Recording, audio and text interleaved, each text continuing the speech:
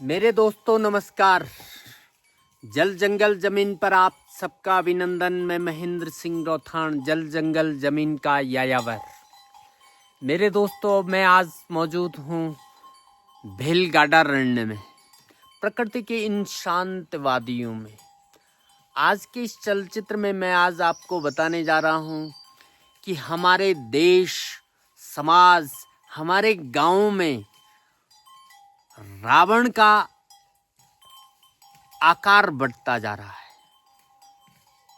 रावणों की संख्या बढ़ती जा रही है। मेरे दोस्तों, ये स्वाभाविक भी है। सृष्टि के जन्म से प्रलय तक के पूरे काल को 4 युगों में बांटा गया है। सतयुग, त्रेता, द्वापर और कलयुग।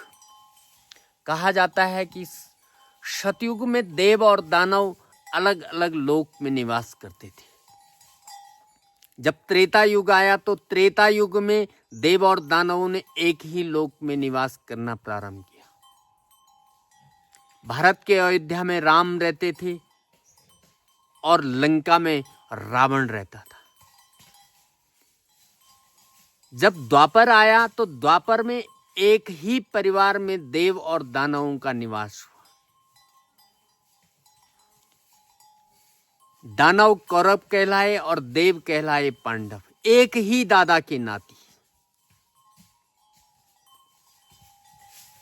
अब जब ये कलयुग जो है, जहां हम जी रहे हैं, तो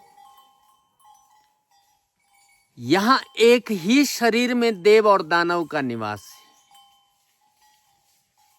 है। एक ही बाप का बेटा, और उसी में एक रावण है और एक राम है। द्वापर में दादा के नातियों में था, अब यहां एक ही बाप के बेटे में हो गया।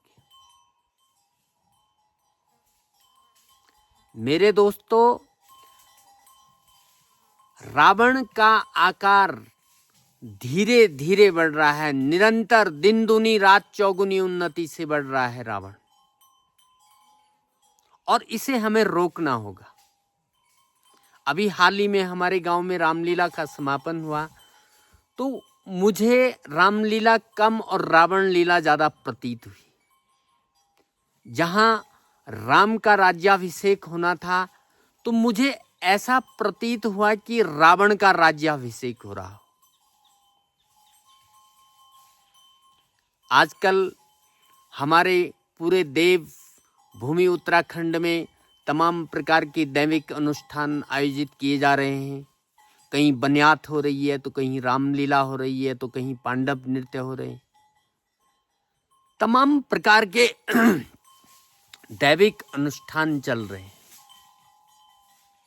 हमारे पड़ोस के गांव जखोली में भी आजकल पांडव नृत्य चल रहा है, और हम भी वहां पांडव नृत्य देखने जाएंगे। तो मेरे दोस्तों, हमें रावणों से बचना बहुत जरूरी है। एक कविता की कुछ पंक्तियां हैं कि कभी हम प्रभात गीत गाया करते थे प्रभात फेरी के दौरान, कि जलाओ दिए पर रहे ध्यान, इतना अंधेरा धरा पर कहीं रह न जाए। आज ठीक उल्टा हो रहा है।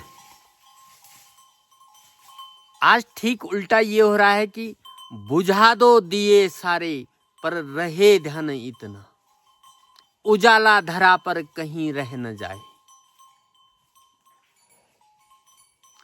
मेरे दोस्तों, रावण का जो अहंकार है, जो रावण का आकार है, इतना बढ़ गया है कि हमारी भावी पीढ़ी खतरे में है।